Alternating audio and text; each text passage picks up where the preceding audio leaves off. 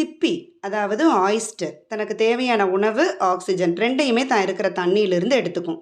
தண்ணி சிப்பி உடம்புக்குள்ளே போகும் பொழுது தண்ணியில் வாழக்கூடிய தனக்கு தேவையான சிறிய உயிர்களை ஃபில்டர் பண்ணி தன்னோட உணவாக எடுத்துக்கும்.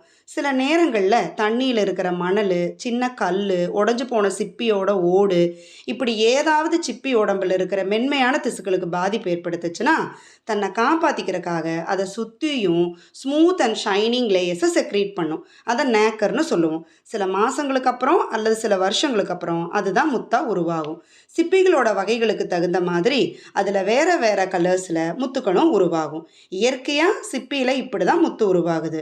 ஆனால் இப்போ வணிக ரீதியாக செயற்கையான முறையில் சிப்பியோட திசுவை லேசாக கிழிச்சு சிப்பி உயிருக்கு பாதிப்பு ஏற்படுத்தாத வேற சிப்பியோட ஓடுகளை தேவையான அளவு கட் பண்ணி பாலிஷ் பண்ணதுக்கப்புறமா ஸ்டெர்லைஸ் செஞ்சு சேஃபாக சிப்பியோட உடம்புல இன்சர்ட் பண்ணுறாங்க. சிப்பி தன்னோட டிஃபென்ஸ்க்காக நேக்கரை செக்ரீட் பண்ண ஆரம்பிச்சிரும். பல மாதங்களுக்கு அப்புறம் முத்து உருவாகும். ஒரிஜினல் பேர்லை கண்டுபிடிக்கிறதுக்கு நிறைய மெத்தட்ஸ் இருக்குது. அதில் ஒன்று தான் டூத் டெஸ்ட் மெத்தட். அதாவது பேர்லை ஃப்ரண்ட் டூத்தில் ஜென்டிலாக ரப் பண்ணும் பொழுது கரகரப்பாக இருந்ததுன்னா அது ஒரிஜினல் பேர்ல். பட் இப்போல்லாம் எக்ஸ்ரே ரேடியோகிராஃப் மூலமாக ரியல் பேர்லை அக்யூரேட்டாக கண்டுபிடிச்சிடுறாங்க.